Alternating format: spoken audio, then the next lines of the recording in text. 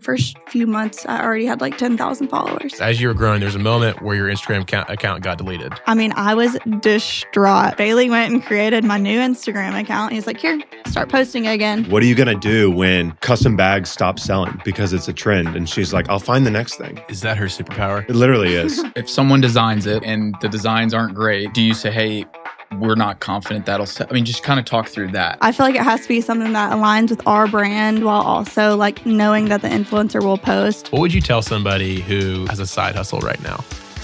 I would say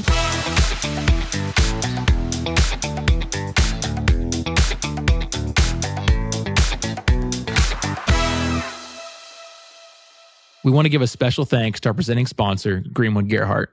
Starting with my parents, for years, they've helped my family feel at peace by having a team we can trust build our finances for the future. One thing I love about Greenwood Gerhardt is how directly involved the team is in the holistic planning of our finances. We can regularly check in with our advisor and know that they see the full picture of our family, even between generations. I know they're adding immense value to so many lives here in Northwest Arkansas. And to learn more about Greenwood Gerhardt and their suite of services, you can visit their website at greenwoodgerhardt.com or hit the link in the show description. Now, let's dive into the episode. Guys, thanks for coming on. Really excited. Kendall and Bailey with KenzKustomz here.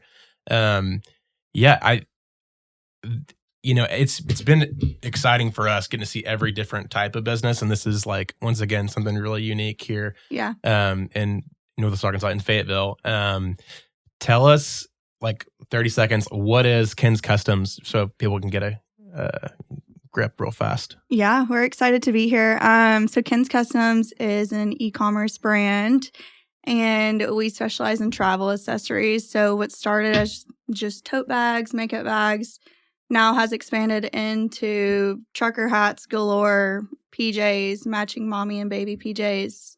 And yeah. Yeah, I mean, you nailed it. Yeah.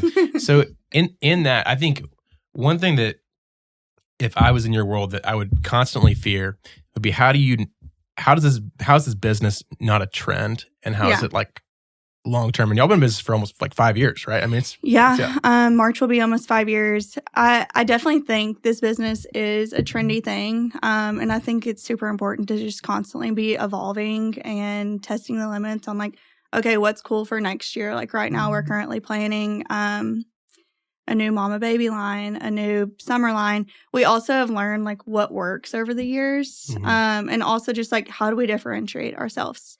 But we also wholesale into tons and tons of boutiques, into retail now. And so it kind of is fun as if like we can create the trend. Like right now we're working on some trucker hats that haven't been created. And I'm sure people will copy once they're out there, but it's just fun to get to create it first. And why go that route versus be like a retailer, like Riff Raff or all the boutiques that we're like used to talking about here, which are great boutiques. Like, why that route? Yeah, I think there's just more room for growth. Selling into retail instead of selling like 20 units in a local storefront, you're selling thousands. Same with selling into boutiques. Like, why not sell to 1,000 boutiques and sell to our online presence? Wow. And that's kind of just like how I started. And don't get me wrong, I've tried the brick and mortar and like it's definitely great. But I feel like our customers have always just ordered online, came and done local pickup. And that's just how we've seen success. And so, yeah, talk about the beginning. What was both of y'all, you're from Arkansas. Yeah. You're from Kansas. Yeah, from Kansas, Pittsburgh, Kansas. So in the beginning, my mom has actually always done boutique stuff, and she was selling the neoprene totes. I don't have them anymore, but that's how I started. And a lot of our followers still are like, bring back the neoprene totes. But I started, and a lot of people were selling that tote at the time, but nobody was customizing them, hence the name KenzKustomz, which I probably should have thought through a little bit more. But we made that in like 2 hours, I think. I think I made it in like 2 seconds. Like, oh, KenzKustomz. Sure. But it works. Do people call you Kenz? Everyone calls me Kenzie, actually. Yeah. Okay. We get Kenzie Creations as like the business name a lot. Yeah. It's so funny. But I mean, I took the neoprene tote and I actually had these patches, which made them custom, and put them on my tote, and I posted it on my Snapchat or something, and everyone was like, oh my God, I want one, because everyone also wanted that tote, that specific tote at the time. And so I was like, okay. And I had extra patches because I was making my friend a bride jacket. I've always been like super crafty and making everything myself. Was that with your mom? Was that like with your mom growing up? Is that where that started, or just like? Yeah, I worked in the boutiques that she was in growing up. I worked at the Boys and Girls Club, so I was always just like doing stuff. Like even at the Boys and Girls Club, we were doing crafts nonstop with kids, you know. But I was like, okay, like I'll take some orders, and got my mom's supplier. And instead of just like getting it from the U.S., I've immediately learned how to source out of China, which I think was a big advantage for me when starting this business. And so I got like 20 totes and I had some letters and took some orders and I was like, oh, sold out. And then I did it again and again and again. And Bailey was like, all right, you need a website. And I was like, no, people will not order. Absolutely not. Well, and so just in that like that moment, were you were working doing something else? Yeah. I was just doing this at nighttime. And actually in this period, like this was like within 1 month that I'm talking about. In this period, I had also started an Instagram, and I mean it was growing fast. Like in the first year or first few months, I already had like 10,000 followers. Wow. So like it grew like this. And so that's when he was like, all right, you need a website. Yeah, just like, I mean, she was like losing track of orders because we're trying to like write them down on a piece of paper. No, it's actually in my She's notes checking app, all and of her I still have it DMs in and, here. like, And it was the most like unorganized, chaotic mess. And like when you're doing things with no software involved, like you're having to go manually buy, USPS labels. So like you'd be at the post office for like 40 minutes, just trying to like input addresses and stuff. Yeah. But like, I mean, you could see like the most simple store ever with software, like, oh, it's more efficient. Like, well, no, duh. Like that's what Shopify has done. Yeah. Like anybody can open up a website for literally $100. So we didn't even start with Shopify. We didn't know what we were doing. We just built some random website. It was junky, but like it got the job done. It was definitely junky, but it worked for the first year. Yeah. So Bailey, you kind of helped with operations on the back end kind of from the get-go. Yeah. It's like, yeah, for sure. Would see Kendall struggling with this. Kendall is like super, super good at taking a picture of something, making it look cute, and then posting it online. Kendall doesn't care much at all about how a website operates or like, I don't know, how the books are structured or like any of the financial information. So shout out to University of Arkansas for my finance degree that I've barely used. I'm used more with her side hustle than been used so. My sales job. But was like, just the visionary of like, let's get a website, even if it's clunky. Let's get it started, get it rolling, and see what we can do from here. Talk a little bit more about the sourcing piece, because there's a lot of people who, I mean, they hear you say that, and they're like, what?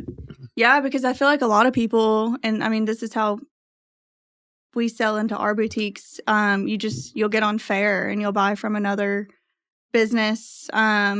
I will say, like, when you do source out of China, you do have to buy a lot. And that was a risk that I took from the beginning. I actually, like, in the beginning, didn't do anything the start a business way, that route. We just went for it. And so I would take both mine and Bailey's credit cards. We had like 6 at the time. So many credit cards. And just max them out and buy inventory and just keep our house full. But it's because I knew it was selling. Like, I never, like, did more than I knew I could pay off, you know? Mm-hmm. But our family still laughs at that. They're like, why didn't you ask? I'm like, because y'all would have said no. What was in your gut? Like, why'd you? And I say this all the time. I knew it was the right product, the right time. And like, also, I'm missing a big part of this, but like 3 months in, I worked with my first influencer, Amber Massey. And I still to this day, I've done 2-3 collections with her. And she kept selling out my site like time after time. Like, I mean, even like the stuff, I was like, are people buying that? Because this was like after the site was built. And that was actually when I quit my full-time job, was that first time she sold out my website. And how did that happen? How'd y'all meet? One of my friends actually was her manager, just cool. friend of friend through Instagram, and I DM'd, and that was kind of like the start of it. And then like, I feel like after one influencer post, all of them are like, ooh, I want to post that. Like they see that it's selling. This was also like when the influencer marketing world was kind of new and before they charged thousands just to share on a story. Yeah. Definitely like taking off. And Kendall was like a company that had a Instagram of 10,000 followers working with an influencer that has like 750,000 followers. So like the scale that she was, not big at all, but working with this like large to mega influencer was like, how is this possible? So Amber just was like, oh, cool product. It's unique. It's customizable. Like, we'll take a shot on you and post you for free. Are you a women-owned business? I'm like, yes, I promise. She's like, are you actually a small business? Like trying to be, you're not like playing the card of like a small business. We're like, no, we just want some exposure. And then, we're forever grateful to Amber Massey because she's credible for tens of thousands of orders that have gone through this warehouse now. Yeah. And she still posts till this day. So it's fun to just continue that relationship. And then over the years, I've done back to school collections with her 3 times. So it's been fun.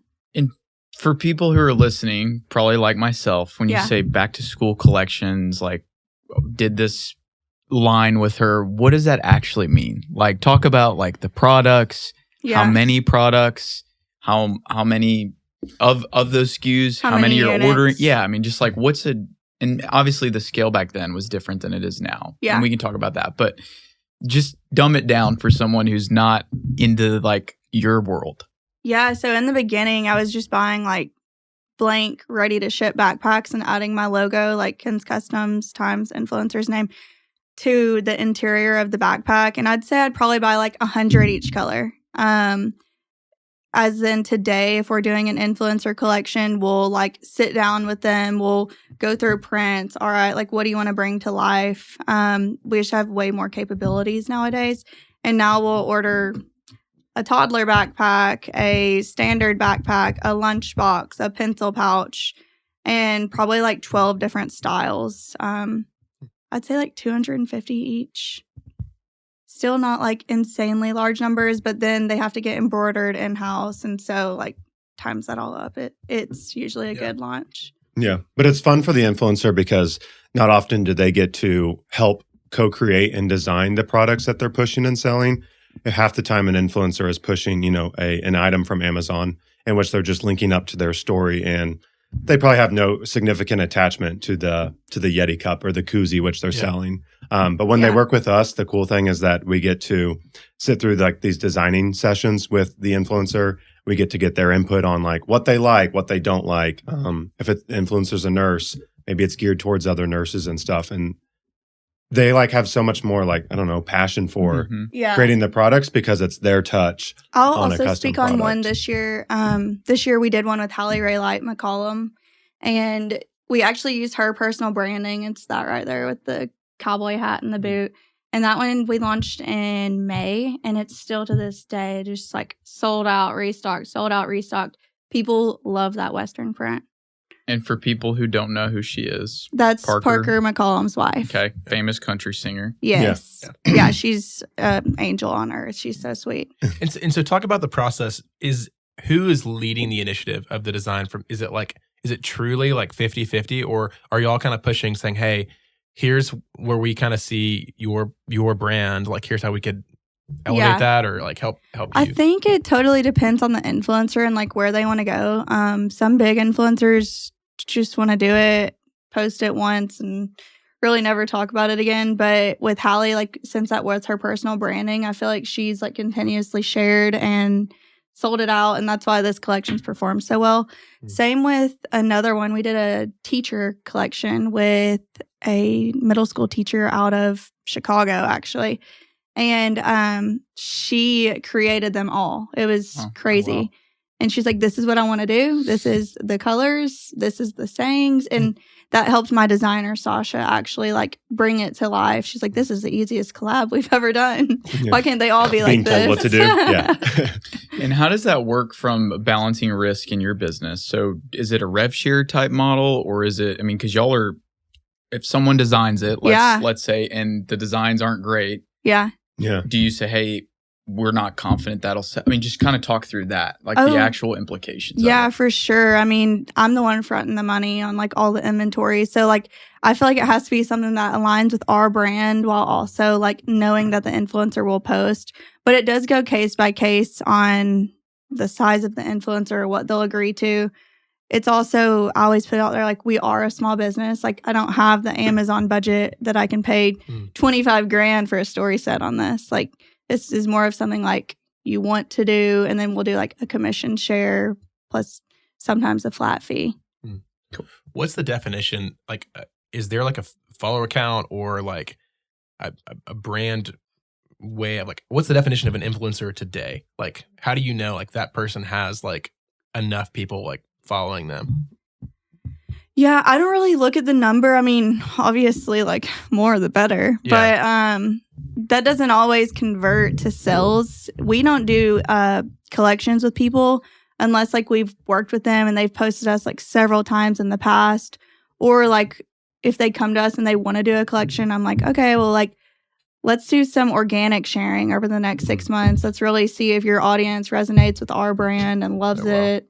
And so we'll send them just like collections that we have coming up, like a spring break collection, a Valentine's Day collection, and kind of just see if they're converting before we'll ever commit to like a full-blown collection. Yeah. And I would also add on to that real quick is that TikTok has completely changed the social media algorithm. Like before TikTok, you would only see content from, influencers that have 1 million plus followers. Since TikTok came out, it's like anybody can go viral. Like they make this randomized, like gamified version of like posting content and going viral. So I think like since TikTok, it doesn't really matter as much of like what your follower count is. It's like, how authentic are you?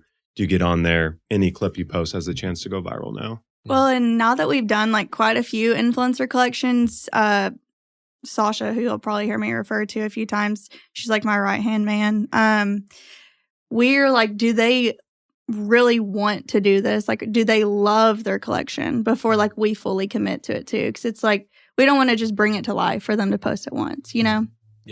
We need it to really resonate and be something that'll continue selling. Yeah, because if they believe in it, they're going to like, they're posting multiple times. They're telling people, it's like, it really does make a difference. So you're looking more for partnerships and less for transactions. Where would you argue the influencer space generally is very transactional? Okay, very, almost like 100%. It's cut and clear. Here's the contract. Here's the the money I'll be paid up front. I'll post 4 times and let's be done and be gone. And shake each other's hand goodbye.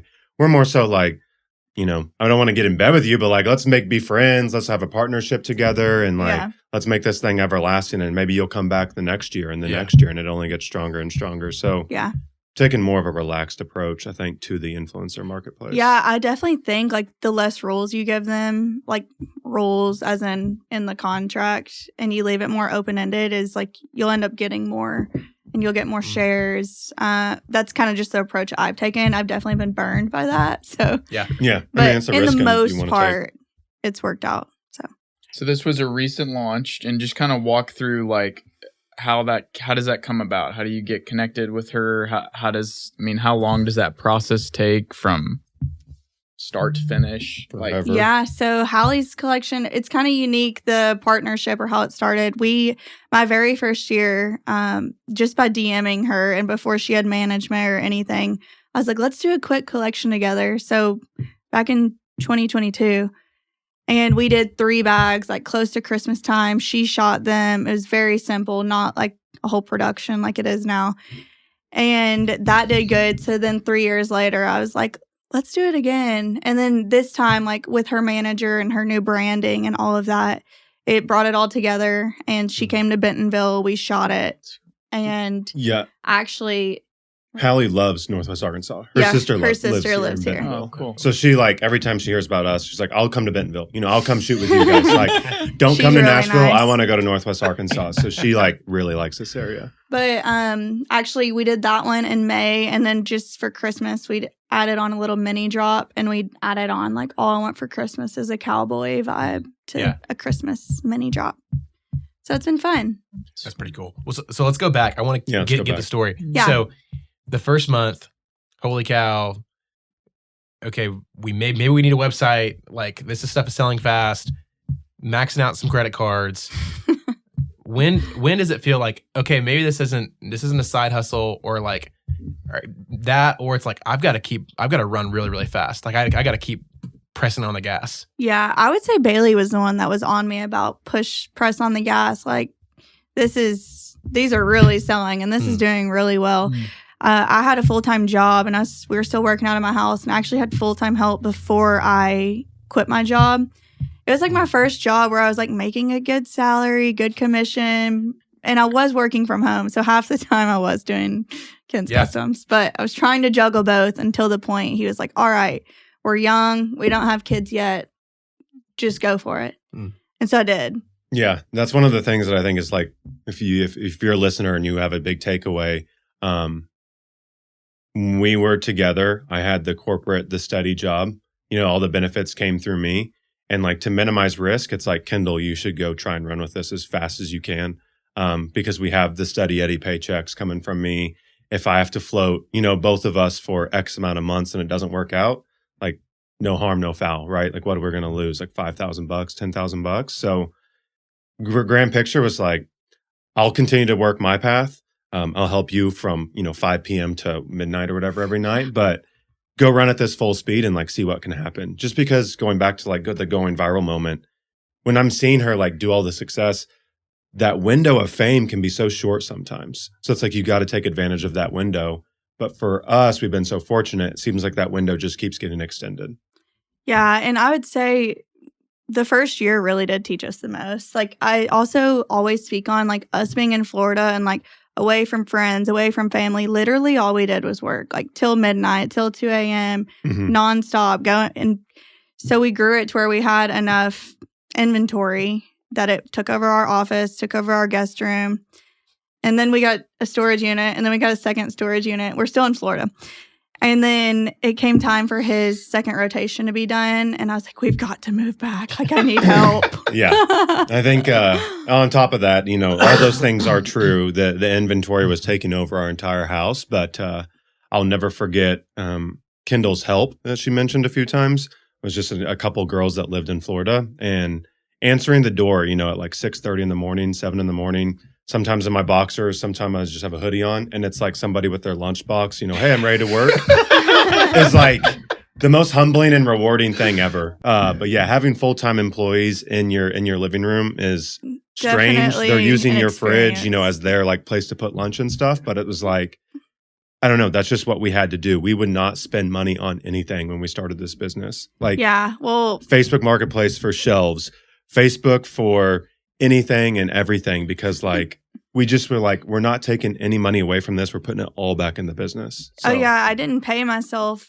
for like 3 years. Yeah. Yeah. And my comment was like, why did you do that? And we were like, well, we don't want to spend the money. And I was He's like, I didn't know that I could. Yeah. I didn't know. We I had was making no money. idea what we were doing. Yeah. But so we were probably 9-10 months in when we moved back to Arkansas. Yeah, why'd you come here? We both went to college at the university, and we had been gone to Florida for about 2-3 years. And I just thought this is a great place to move back to. You can get college employees, great, cheap labor. And I just knew like this is where like we need to come back to. It was the middle of both of our parents, and we both just loved it when we lived here. But we were only 10 months into the business when I signed my first lease on like a 2,500 square feet. Yeah, I think right? so. Yeah. And once again, e-commerce is still fairly new back in this time. Both of our families were like, you did what? You signed a lease for your Yeah, they did not believe boutique? it. And I was like, yeah, I did. Yeah. And But that was also the nice thing about Northwest Arkansas was like, it was big enough that like there's somebody connected and everything, but it was small enough to like, you could reach out to somebody that grew up here and they would know, a commercial landlord guy. They knew somebody with warehouses and stuff. And so yeah, like just from the friends that we met in college, they were both like, it's still small enough to like, you can get a handshake deal. And like, we talked to our first landlord, over the phone twice. Yeah. And like, he didn't have ads and all this kind of stuff. And it was like, okay. no, it was on Craigslist. Craigslist or whatever. And like, there was okay, no air sounds good. conditioning, no heat. Oh my gosh. But again, like when we my didn't want to spend employees money. complain in this place, I'm like, do y'all want to go back to the shop? Yeah. We Because refused to this spend is money. luxury. Yeah.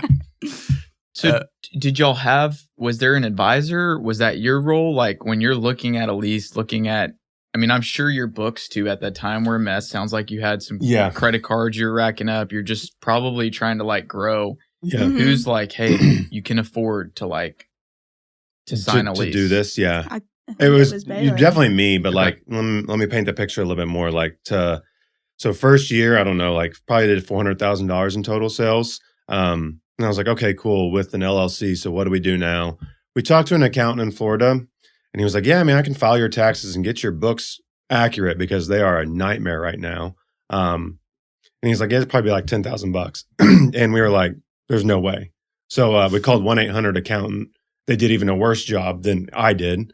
It was just like, file our taxes and hopefully it's right. So like, it was a mess from start to finish, but like we knew that we were making some money. But when it got into like strategizing and thinking about signing a lease, man, we were so worried about like getting the orders out from the day before and how we were going to do it than like ever even thinking about, is this a smart decision? Yeah. Because at that point we were drowning in work and it was still like 4 employees total.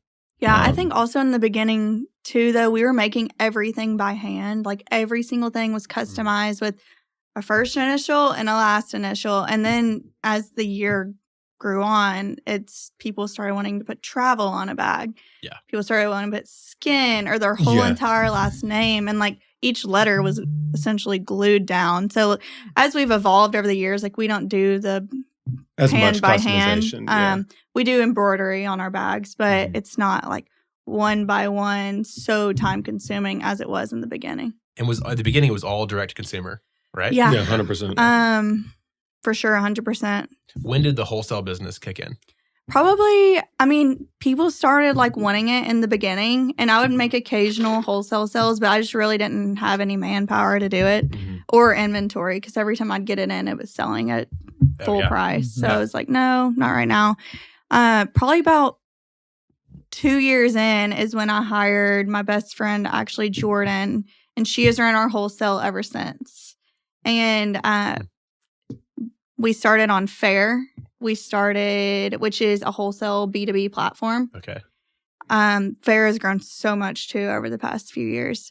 And then we started like direct to sales. We started going to Dallas market. We would go Dallas, Nashville. We went to Las Vegas. And going to those just got us a lot of exposure, and we still do that now. Okay. Yeah. And what year was that? When did that? That was 2023. Okay. Yeah, 23. And going to those markets, thing is like everybody recommends, if you've been in this space, everybody kind of recommends, hey, go to the market show. And like, there's no guarantee there. I mean, you could show up and sit at a table like this for 6 hours and just get people to smile and wave at you. I mean, and you have no courage to go the next time. A lot of people view like Dallas market as like going and get rich quick scheme. It definitely is not. Opposite of that. It's a great way to go and meet connections. Actually, the very first market we ever went to, we met the Beyer of Shields, which was our first big retail store that we got into. And it wasn't the right buyer, though. She's like, I'm going to pass your info along. But then I got on LinkedIn and I found her and I messaged her and I was like, please connect me to the right person. And it eventually led us to getting set up as a vendor in our first PO, which was a huge deal. Yeah. Talk about that. Talk about the first PO, whether it's how many units it was or and what they ordered. Talk about that. What year it was. So that was in 2023 as well. They wanted to do a line of custom bags. It was probably around a 25, maybe 30 grand PO. And I would say probably like 500 units, maybe 12 styles each. But I think a really big thing that I learned from this is when you sell into retail, you have to have enough stuff for replenishment or you get charged if you can't restock their stores. Which we never would have thought of. Yeah. Yeah. I was like, what? Talk about that. How did that play out? Well, actually, this was a really big learning lesson. This is first PO because I let them design their own custom bags, which I didn't love. And then they didn't end up selling that many. So then I'm stuck with all the replen inventory. And I was like, okay, so in the future, I need to only sell my bags that I'm passionate about, my designs. Because then I ended up just having to clearance them out. But really big learning lesson. And it's taught me a lot in like that sector as we've grown into now 11 retail stores of if you're going to do that, like, hey, it's final sell. Yeah. I think a little bit custom designs for sure. A little bit too, though. Like Kendall's just built a lot more confidence. Like when you're first talking to these large retailers and these large buyers, you just want to be, like bow down and be like, okay, whatever you say, we'll do.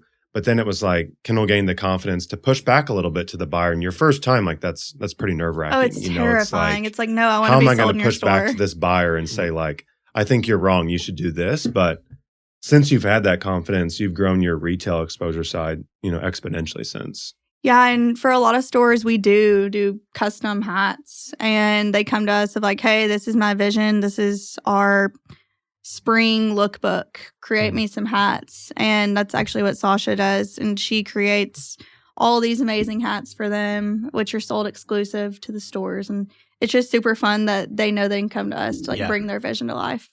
Talk about some of the other retailers you're in right now.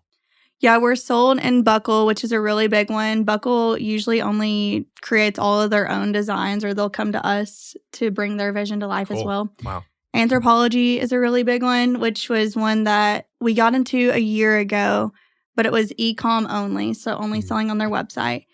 And then they tested us for a year, and then they came to us with their lookbooks. They're like, bring this vision to life. And so we got in stores, which was a huge deal. Because Anthropologie is just like the store everyone wants to be. The girl's dream. You know?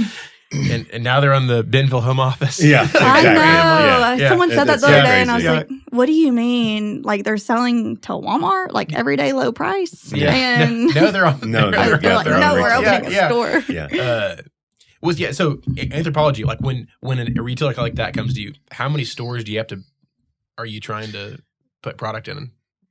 Yeah, I think they put us in around 200 doors when they put us in stores finally. And that was super cool. We also just got into Tilly's, which that was even bigger. They put us in around 400 doors. Jeez. So that was super awesome. And they're like West Coast vibes. I was going to ask you what Tilly's was. Like surfer. They're kind Yeah. of like, I think they're a brand maybe under even like the Hot Topic umbrella, like Hot Topic PacSun umbrella. Pretty cool. But also with these large retailers, like it is fun. We didn't know anything about this space. Yeah. And like learning to do like all the inner workings of accepting a purchase order in their own system, you know, like making comments on the purchase order. It is not like a Shopify where an order comes through and you're like, okay, cool, pack it and ship it. Like, No. it's confusing. We have to hand tag all the stuff, which is why, I don't know, like it's been nice to scale, but yeah. It's a lot of Can speak learning to it. lessons though, like, but something I've always told my team, because Ella handles all of our bigger stores, is always be a yes man. Like, let's sit down and learn it, learn their system. Okay, we messed up this time. How are you going to fix it for next time? Just not being scared of like taking that next leap. And I feel like by doing that and always just, all right, let's learn it. Let's get it down. Wow. Let's sit down together. Rather than just being terrified, because a lot of that stuff is so terrifying. Yeah. Just to begin. Yeah. I mean, at the end of the day, it's like, it's a bunch of, honestly, girls that work here that are like 25 to 28 years old. And they're dealing with, buyers of these large corporate companies that are 45 to 50. And, they can push around, small vendors and all stuff all the time. So, yeah, you got to hold your ground a little bit for sure. So as far as holding inventory goes, what's the time frame from when you buy, like to, are you holding it? Is it 6 months or is it like, is it a 9-month process? I think it just depends on the product. What would you say? I feel like you know. No, that kind of yeah, stuff. I know this pretty well. So when most of her inventory comes in, like a lot of it's almost already spoken for. A lot of it's almost like sold. There's a small amount of our product that you say not our best sellers that we probably house for over 6 months, but she's in the business of fast fashion. So like items come in, we sell through them pretty quick generally. And then we have like new items, new sayings, new designs coming in to replenish that shelf like a month thereafter. We usually drop anywhere from like 2 to 4 collections a month. I like to stay closer to 2, but sometimes it's more. And it's like, we're not going to restock the summer stuff. The summer bag that says beach, like we're just going to create a new one for next year. If you were on our email subscriber list, and I hope some of your listeners are, but like you just get new all the time. New collection, new collection, new collection, new collection. Because if you're not doing that, I mean, you just get like design fatigue from the customers. Why would they want to come to the site and buy the same thing?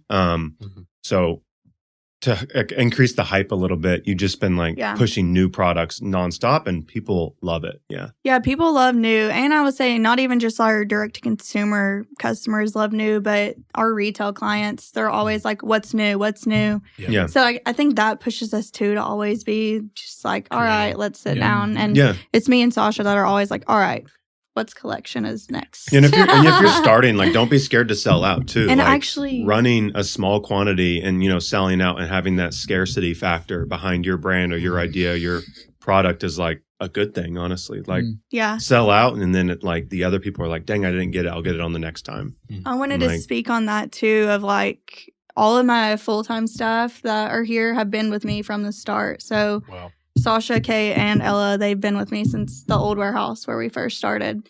So they've gotten to see the business grow and then move in. They're college students and then move into a full-time role. And then same with our new hire. She was part-time college student, now moved into full-time. So I feel like that's how I've like kind of learned their work ethic. And I'm like, all right. Yeah. Yeah. Let's do an internship. You know, it's basically what corporate companies do too, though. It's let's do an internship, get to know each other, and then things work out. My mom is the only one that got to bypass the internship. Yeah. Shout out to Rebecca doing our customer service. Yeah. So talk about the transition into retail, because most people would say like, that's not a good idea. Retail's really hard, super complex, margins are lower. Like, talk about that. Why did you do that? Was it strategic? Was it you just kind of fall into it? Talk through that. I mean, it's definitely something we always wanted to do, and a side of the business we wanted to grow. I didn't want to do it and then take away from growing, still dropping new collections nonstop and growing our direct to consumer. I wanted to do it as an add-on, another source of revenue to bring in. And as we've done it, yes, we've had to get more staff. I mean, our tagging table is fully staffed 40 hours a week of just tagging and bagging and getting them out the door. It definitely is lower margins, but it's more volume. And for us, it's been very beneficial. I think also it can be bad. Like if you do get into it and you don't stand your ground on pricing, you're going to get beat down and make zero margin, you know? But I think like standing behind your designs is kind of what we've done. I'm like, no, like this is our price. This is our design. And we've kind of just been that way the whole time. And it doesn't work out for everyone, but it's worked out for our clients. And they've been so happy with the sales that come out of it too. Talk more about that, because it doesn't matter what sort of business you own or run or you're in. There's a price associated with your product or service. Yeah. And you will one day run into a consumer or a client or a customer not believing that your price justifies the value of the service or product. So talk through like, why do you believe that? How did you get there? How long did it take you to get there? Yeah, well, I've definitely had those thoughts before too of like, ooh, should I lower the price? But I feel like there's just a price to pay to sell the designs I know that they're selling. I know that they'll sell in your store. And I think just standing behind them and being confident. I mean, obviously, if you want to make the sell, make the sell, but don't lose money, you know, unless you're in a situation where you have too much of this item and they want to buy it and you need to clear out your warehouse. Like that's a different story, you know? Yeah, I would say that on top of that, we've always ran this brand as like a little bit more of an affordable gifting option. I mean, there's other brands out there that are 2-3 times the amount of, you know, retail that we're charging for very similar products. But I feel like, I don't know, it's just like the Arkansas like native part of Kendall is like do things cheap, do things cost effective and all that. I wouldn't say cheap. I think not overpay. Not overpay. I mean, we're not overpriced because I am a cheap shopper. She's got a frugal mindset. I am very, very, that very frugal with everything. And I feel like that's also like how we've been able to grow and be 100% self-funded is because I've been so frugal from the beginning. I can we can let it go a little bit, but I'm still like, no, Bailey, we cannot afford that. Like with everything, because I'm like, we're a small business. We cannot do that. I mean, in your world though, is taking on some investors or like, you know, I don't know, more bank debt or whatever that may be, like, is that in the future? No, I don't think I ever want to do that. I mean, unless I get into a situation where I'm like, oh my gosh, I need to produce 500,000 hats. Yeah. You know? Yeah. And force a number that makes sense. Yeah. But I think just always being a yes man and never turning down opportunities will really just help you grow in a lot of factors, and they'll just keep coming towards you. Well, there's a couple. Go ahead. I was going to say, on top of that, we were almost approached earlier this year by somebody that was like interested in investing in KenzKustomz, and maybe even taking a majority stake. And for a little bit, like we thought about the idea of like to what you just proposed, right? Of like, would you take outside money? And this person was like, we can grow you through these channels, and I've got all these connections, and I'd really like to acquire, you know, some of KenzKustomz. And I feel like Kendall and I talked about it, you know, at dinner like once or twice. maybe 3 times, had a coffee chat about it. And then Kendall called an industry peer that's in e-commerce as well down in Texas. And was just like, what do you think about this idea? And she like immediately backfired to Kendall and was like, dude, you're 4 years in business. Like, you'd be undervaluing your company so much. Like, you're not doing that right now. Like, you have so much more room to grow. Well, you've never mentioned this. Like, why would you do it? And we're like, oh, I guess she's right. All right, let's think of the next thing. I was never interested in it. I was like, I do want to do what's getting proposed. Like, I do want to grow to those numbers. Yeah. But I was like, it sounds like I'll be doing all the work, and it just doesn't make sense. So I think really thinking things through. Having 100% ownership is cool though. Like, we don't have to listen to anybody. We don't have to like be told to go do this and that. I mean, there's a lot of things culture wise that would change if we did take in some outside money. And like, I think our team absolutely freaking loves the culture that we have right now. Yeah. We'll talk about, there was a few things we kind of talked about previously leading up to recording, but there was, as you were growing, there was a moment where your Instagram account got deleted. Yeah. Right? So within the first year of business, I mean, I've talked on how quickly we were growing and having no help. I wasn't collecting email addresses. I wasn't doing anything you should do when you start a business. And I was just putting all of my eggs into one basket, and that was Instagram. And it was working for the first year. It was phenomenal. But I think by me losing my Instagram account, it taught me a lot. Like, hey, quit relying on just this one platform. Because at the time it got deleted. It got deleted for absolutely no reason. Like, one of my pictures got flagged for copyright infringement. And I was like, I took the photo. And there was really nothing you could do. It's like Instagram had that power. So by that happening, though, I mean, I was distraught. But Bailey went and created my new Instagram account. He's like, here, start posting again. And I was like, no, I'm going to get it back. There's really no other option. But like, you got to get out of bed, Kendall. Like, you cannot cry this one away or sleep the days, Like, you still have a business to run. Like, you just got to start again and just got to want to. And I'm like, well, lesson learned, like, diversify your audience a little bit. Well, and by doing that and losing the Instagram, that's when I really started heavily pushing into wholesale. Okay. Really started collecting emails. I just cleaned a lot of things up that I'd been needing to do and was pushing off.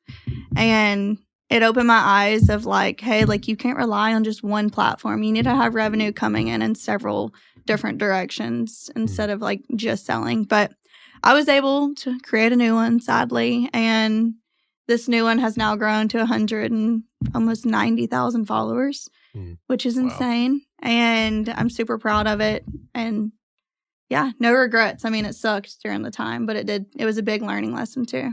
Forced you to pivot, to grow. It did. And so, talk about Good Morning America.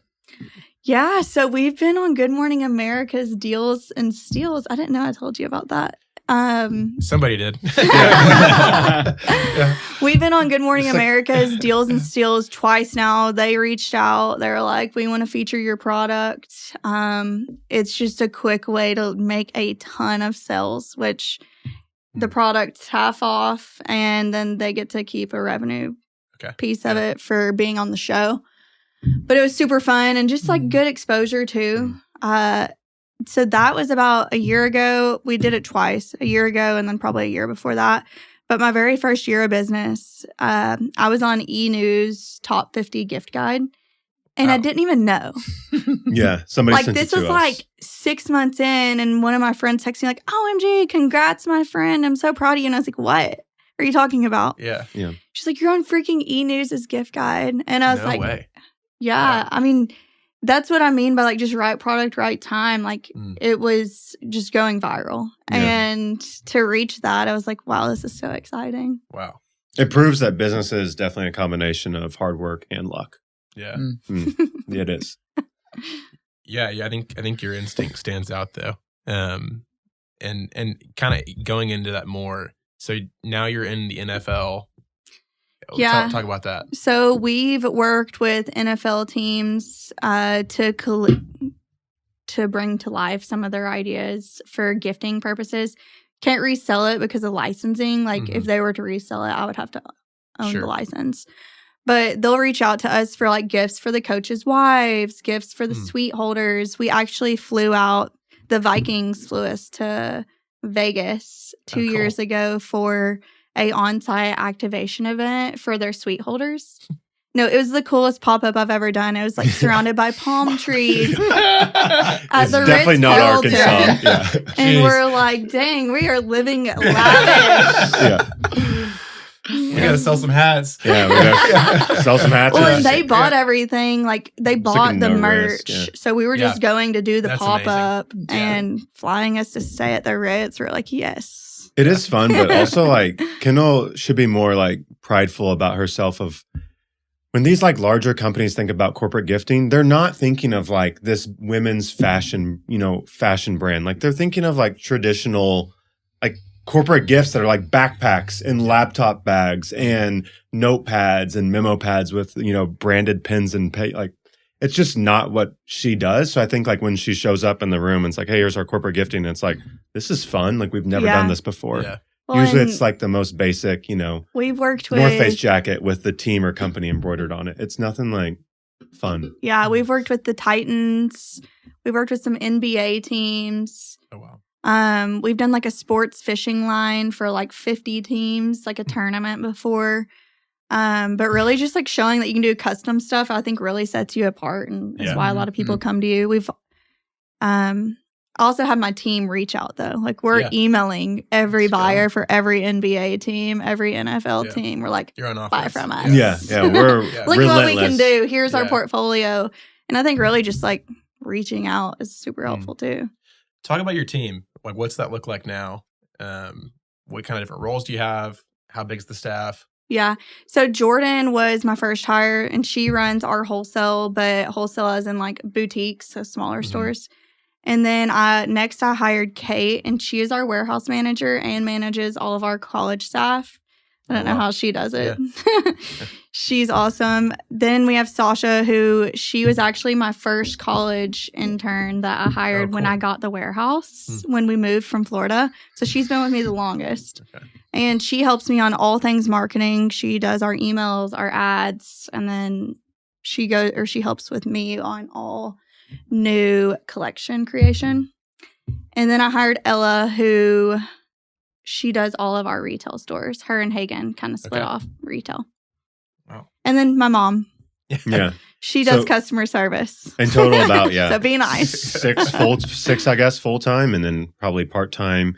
We average, depending on the season, because we are e-commerce, so we go through busy seasons and lower seasons. Anywhere from like 15 to probably 20 part-time students. Oh, wow. Yeah. Jeez. So now, I mean, take that with a grain of salt. Some of our part-timers may only work, in between classes, they may only get 10 hours a week. But then we have some that are like, how are you part-time? You're here when the lights turn on and when they go off, and they get like 50 hours a week. So it depends a little bit on their class schedule. But the beauty, again, of Fayetteville, Northwest Arkansas is we're like 4 minutes away from campus. So like when they have a 2-hour break between class, they can like come work for an hour and go back. Yeah. Like it's convenient for them and it's awesome for us. Bailey, what do you love most about the business? Man, most about the business is like seeing how happy Kendall gets to like go to work. It's cool. Doing things like this is unique. It's almost like why us, like I don't know if we've struggled with imposter syndrome, but like being able to, like be the reason that so many people are like coming back to work here every day and like happy to go home. I mean, we're offering, good benefits for a small company, and I would say we pay our employees well and stuff. Like it's just such a cool thing to be able to help out others. Yeah. I love the people side. That's awesome. Yeah. We'll talk through the growth that y'all have experienced, and you can quantify that however you want, but just so people get an idea of the scale of the business, where y'all are at, where you started, just talk through some of that. Yeah. I mean, you want me to take this one? Yeah. So yeah, I think I said first year, like, roughly did like $400,000 in sales, and I'll mask it a little bit, do the math if you want. But since then, we're 5 years in and we've been able to almost double every year since in terms of top line growth, which has been awesome. We started with, trying to get 100 orders out maybe a week. Like, honestly, like maybe that would be like a very strong week for us. And we've slowly got that now to like, we can easily get, 200 orders out a day. How we have done that, I'm not sure, but like the scale has been, up and to the right if you're looking at a chart so far. We haven't really experienced that pullback yet. But when that does happen, because we are in this fast fashion or economy, like I feel like we've built up a nice now basket to where like we're fully prepared if that does come, and we're fully prepared on the opposite side if we want to continue to like go up and to the right. So we're flexible to go either way for sure. It's cool. And so talk about the segments of the business. If someone's listening, we've jumped all over. You have retail, and that's like big retailers. So Anthropologie, Shields, that's how you would describe retail. Yeah. 30% of the business. Buckle, 30% of Dick's the Sporting Goods. 30% of the business right now. Which Shields, I just love. I love that store. So I that am makes me happy obsessed. that You walk I in want and one you're so like, bad how? here. Yeah. We're going this weekend. Yeah. Okay, so retail, 30% Retail, of the 30% business. of the business. Wholesale, which is like 1,000 boutiques kind of Yeah. all over. Probably about 20% of the business. Okay. And then D2C's the other 50%? 45%. Okay. And then that remaining 5% is like our custom options, where somebody needs hats for their business, or they're doing a wedding, and there's always the craziest weddings that we sponsor, but like they're doing a wedding in, Nantucket, and they need 300 hats for all their guests. Yeah, our custom hats have absolutely popped off. Like Yes. bachelorette trips, weddings, because having trucker hats on your dance floor the past couple of years have just blown up, especially on TikTok and social media. And nobody else is doing it. Like, and to I mean, be there's honest, definitely like, some people doing there's definitely it, some but people doing it, but like nobody's trying to like push it and run ads behind like custom wedding hats like we are. Like, it's not untapped. Like, it happens all the time, but like when we go to like run our Google ads on like custom wedding hats, like nobody's bidding against us. It's almost like, why? Is it worth it though? It's How worth much it. are you selling a hat for? I mean, we sell them for what on the dance floor for $15. it depends on the quantity. I mean, Okay. if you're buying 25, they're going to be like in the 30s. If Yeah. you're buying 200, it can go down. So, I mean, it's worth it for sure. Like our designers, they get to work, similar to what we mentioned with the influencers and designing their own collection. They're working with a bride. She's like, oh, I want my last name to look like this and have this. And we're like, okay, cool. Like, it's fun. And then they fall in love with it. And then we're like, okay, buy a bunch, give them out to all the guests, not only just 50. And they're like, okay, sounds good. And then it's like, from there, we order the hats, or we do them in Sherwood, Arkansas a lot of times. And now that we've done that, and like every single order gets a picture taken of it, like every single order. So now we have just such a strong portfolio, like for our customers to choose from, of like, ooh, recreate this with my last name. Yeah. It makes it just so easy for them. And if you're a celebrity that just got engaged, like, damn well Kendall's DMing her immediately on Instagram saying like, we want to do your wedding hats. And she gets a lot of celebrities from that, so it's like the constant wheel of like searching social media. Oh, this person just got engaged. Can we do your wedding hats for free? It's like, Well, I'm not begging Kendall's that much, so good, but yeah, definitely the bigger ones. But you're gritty. You're gritty. I mean, You have to be. and you I'm talk on about my your team phone in a there, lot. like emailing NFL and NBA, you know, marketing people. I mean, that's Hungry. Oh yeah, you have to be. Something that I feel like we're missing out on, and this is like something really new that we've just started 4 months ago, is our Hat of the Month Club. And it's like a monthly hat subscription box. And the very first month that I launched it, we had like 650 subscribers. And now we have over 1,000, which I think is really cool, only 4 months in. But the women love this. So it's a new trucker hat delivered to your door every month. Do you see it before it's delivered, or is it just So surprise? I post, and it's in between 4 hats, so it's going to be a surprise. Okay, And people love a I surprise. know which one you're gonna But get. we also pack it in like a PR box, so it looks like you're getting sent like this cutesy box, and for a deal. And it's been super fun to just add another source of revenue into just like another fun project for us to do too. Who's the age range of like your most prominent customer? Is it like a Do you know this? Yeah, I mean, mid-20s to mid-30s woman? Yeah, if you I were to would look say at- 20s to 30s. But then again, like I feel like our age range goes up to the 50s. Yeah. The dominant is definitely like the 25 to 35. And I think that's why Kendall's been so good at this, is because the girls that are designing, whether the product is a hat or a bag or pajama or whatever, is the same target market that's buying it. And like, that's just not the case when you think of other retailers. Like, you traditionally have that, let's just use PacSun as an example. Like, the person that's in the design team might be there for 15, 20 years, but they're designing products to be sold to teenagers and college students.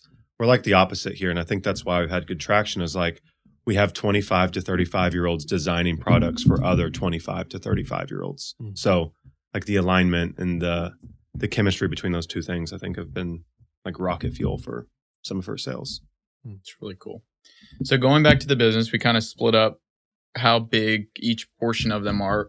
Walk through some of these behind us. People can watch this. Like, what is D2C versus what is like going into a retailer, just so people can really understand, like, okay, this is like when they, and I sent Cameron, my wife and I went to California a couple weeks ago, and we went to Anthropologie, of course. Yeah. And I sent a picture to Cameron of one of y'all's hats in there. So that was cool. That's awesome. But walk through so someone who's listening to this or watching it can see and get an understanding of what your business is. So just putting it out there easy, retail, we've only gotten our hats into retail stores. And then for bags, that is like basically all for our smaller boutiques or our direct to consumer. Our customer loves the bags.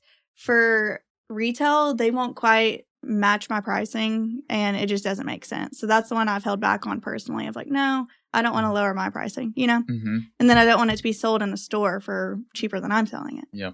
So yeah, I would say definitely all hats are in retail. You can probably find them like in whatever city you're in now. And then all bags you can find on our website and probably a boutique near you. Yeah. It's also just funny because 2 years ago, I think we sold, 500 hats. This past year, I don't know, we might sell 1 million hats. It's like, we didn't even do this 2 years ago. Like, I don't know, we've tripped and fell into it and it's been working for her and she's been, just getting better and better at it. So it's like, to the beginning, we talked about is it a fad or is it a trend? It's like, it's both, like one thing dies and Kendall's so good at finding the next thing. And that's what's been cool. Is that her superpower? It literally is. Because I press her all the time. I'm like, what are you going to do when custom bags stop selling because it's a trend? And she's like, I'll find the next thing. And I'm like, pressing her like, well, what is it? And she's like, Bailey, I'll just find the next thing. Like, quit worrying about it. And then it's like 2 months later, she's like, hey, I ordered these and they've been selling well. And I'm like, did you find the next thing? She's like, yeah, I think so. And like, and if I get so stressed about it, and Kendall's just like, I know it'll die. Like, this isn't going to be forever, and I'll just find the next thing. Well, if I was still selling the same neoprene totes I started with, I wouldn't still be in business. Yeah. Like, I think just constantly evolving and growing and knowing what your customer wants and following the trends. I mean, yeah, it is trendy. Yeah. But being the best one at it, that's for sure her sets you superpower. apart, Mm-hmm. And if you're just listening, this is the coolest backdrop I think we've had in an episode. So, turn on the video. You're definitely not getting to like overview the production line or, like see the coolest stuff, but these are the finished products. And a lot of people have liked them. And I think the quality is good. Our return rate is like super, super, super low. So when people get the stuff, they generally like them. So that's been cool. So talk about what's next now on the horizon. Y'all are moving into a new warehouse. Yes. Yeah, so we're doubling our space, which is scary and exciting. I'm just focusing on the exciting part of it because I know we'll do great and just continue to grow and continue to push ourselves. I know in 2026, we want to focus on doing a few partnerships. And what does that mean? So for example, like if I wanted to partner with Onyx, I could have partnered with like my coffee pajama line. Okay. Like kind of just finding someone to collab align with, like another business, not an influencer. Sure. Obviously keep pushing the influencer lines out, keep growing our hat club and just keep doing what we're doing. We definitely have a few more retail stores in the pipeline that we're hoping to close up as well. That's awesome. Yeah. It's also been fun because Kendall's also, and we've ran this business so frugal. I think we've mentioned that a million times, but like Kendall has gone without pay. We've like been very reluctant to even turn ads on, just like, oh, that'll be an expense. But when you save all that money, like you can now get the bigger warehouse and you can scale it up faster. We can actually like aggressively run ads in the new warehouse and all that stuff because we can handle the volume and the demand. Like before, we've always just been like scared of growth, like, oh, it's great, but it's coming organically. And I think honestly, like this will allow us to like be a bit more aggressive in terms of like, oh, just organic growth. Like let's go out there, let's get some paid ads going. Let's partner up with a digital marketing company. Let's Yeah. really turn on our SMS and email chains, Well, like and- use all the resources that are out there. Something I'm excited about too, which I kind of told you earlier in the warehouse, but we're going to bring, hopefully, if not all, most of our custom hats in-house to be produced. So we just bought a machine. Which, embroidery machine. Yeah, it looks Yes. terrifying, but we'll figure it out. Yeah, it's like so many heads and it runs, 1,000 stitches per So- minute. And we're like, I don't even know how to turn the machine on. None of us do. Yeah. But like, what's the question? Just like, we'll just figure it out. We just have always said, I don't know, just figure it out. Like we're not really scared by anything nowadays. But also we bought the machine off Facebook, because we won't spend full retail. That's awesome.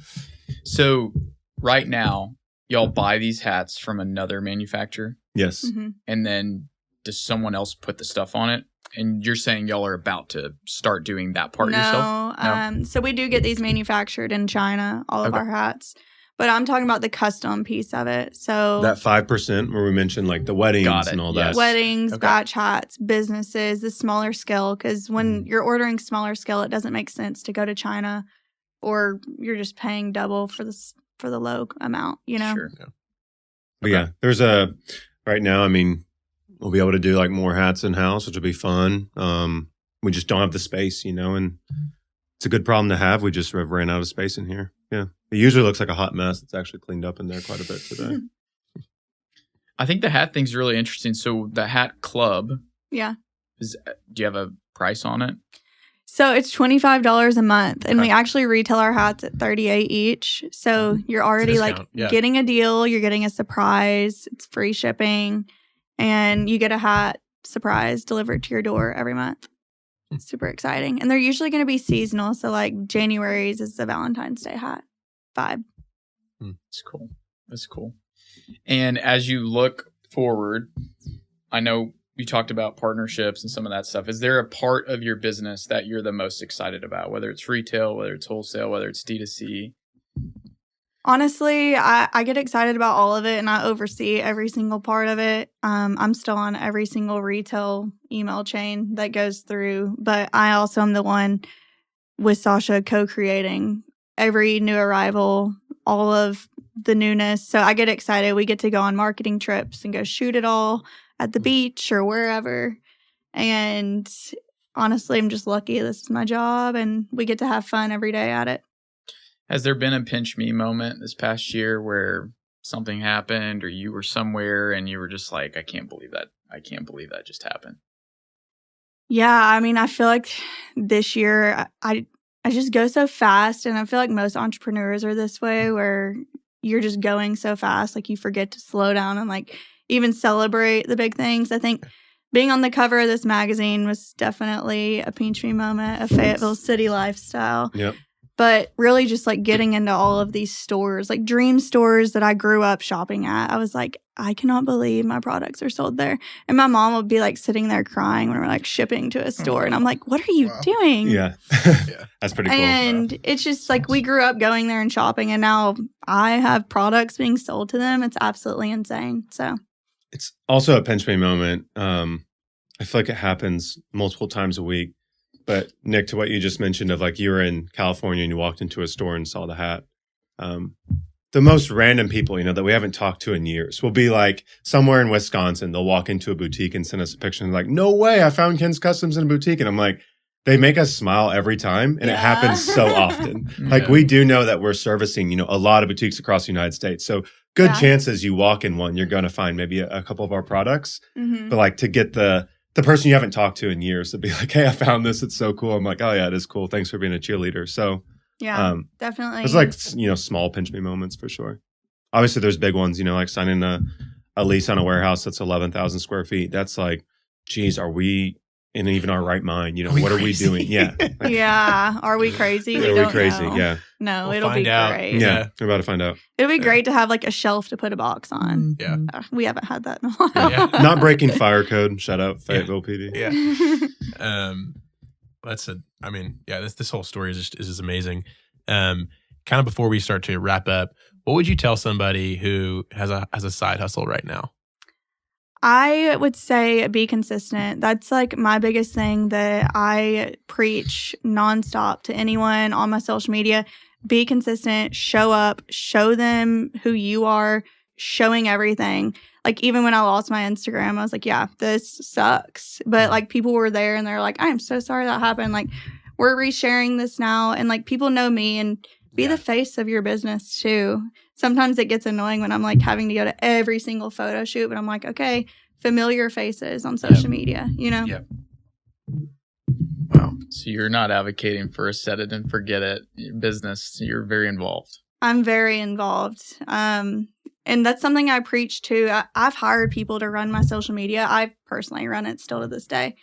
I've hired them, and it's like we're hiring random models to come be in the photo shoots, and like that doesn't work with my audience. Mm-hmm. And I feel like if you grow a brand and like they know who you are, that's when it sets in, you know, and that's when it works. So good. They connect with it on a personal level. Yeah. Yeah. So yeah, this has been amazing. Really inspiring. The couple questions here at the end. You moved back here to have the business here. What would you tell someone? Why build a business in Northwest Arkansas?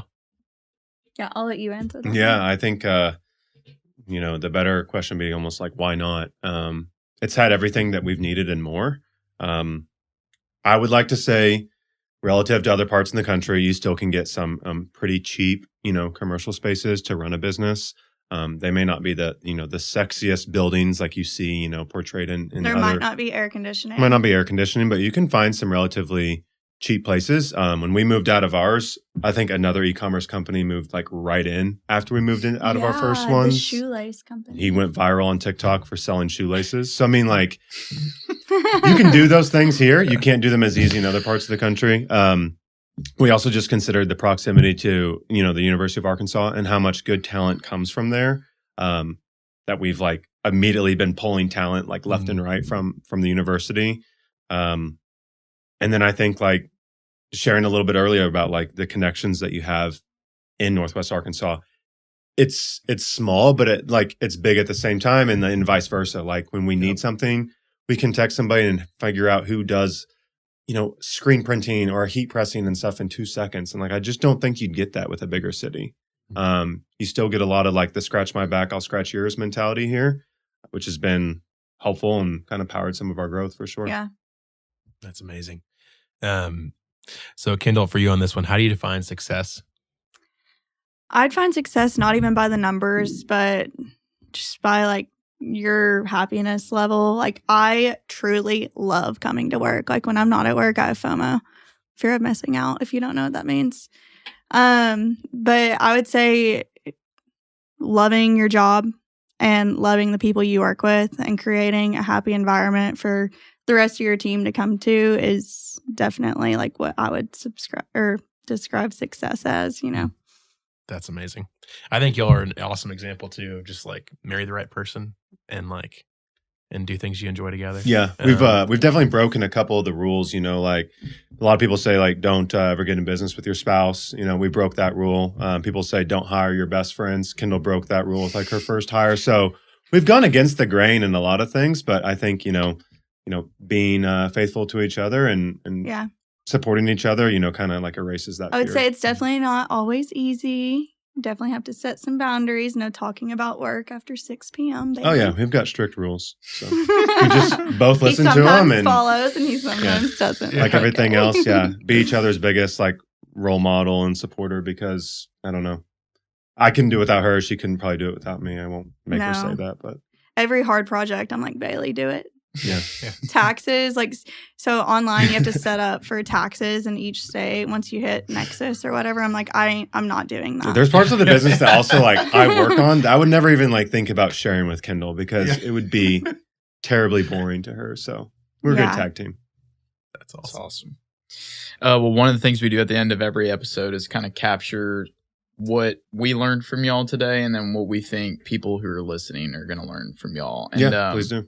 I think the first part that was like very apparent from the beginning is like this idea of having a gut, like having a gut feeling, having conviction would be probably a more professional word to use.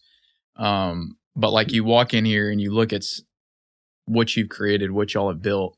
And like, you can tell like some of it's just like gut. It's like, would I wear this? And like, maybe some people would say that's not good business advice. Like, don't make stuff that only you would wear, but clearly it's worked out and you followed that conviction and you followed that gut. And I think there's a lot that people can learn if you're working in a business, if you're trying to start a business, if you've already founded a business, like you have to trust your gut.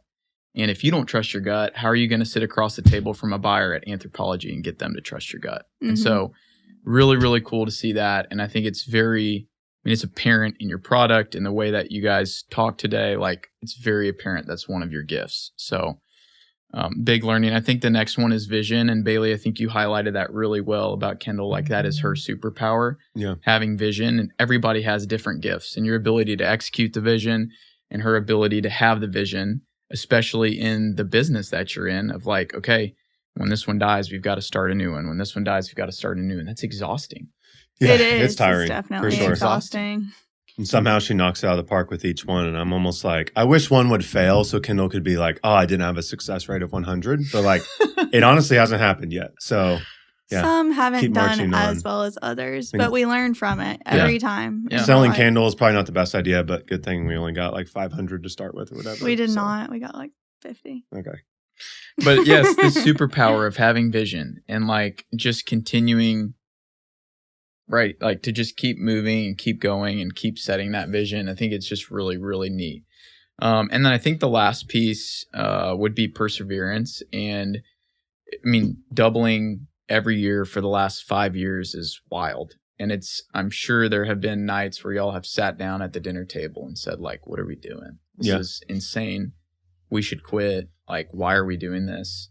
Whether it's POs having to clearance out and probably losing money on a deal like that, or I mean, having boxes everywhere and just like, I don't know where this order is. I mean, all the things that y'all have done. And I think even just kind of hearing you talk about like learning the new machine and cold emailing or cold DMing people, like that takes perseverance. And if you are going to grow a business, if you are going to found a business, if you're going to start a business, if you're going to own a business, you have to be willing to do those things. And it's very clear that y'all have, and you've done it together. And so I think as we think through what we learn and what we can apply and what our listeners are going to learn and apply, those would kind of be the three biggest things. So how can people join the Hat Club?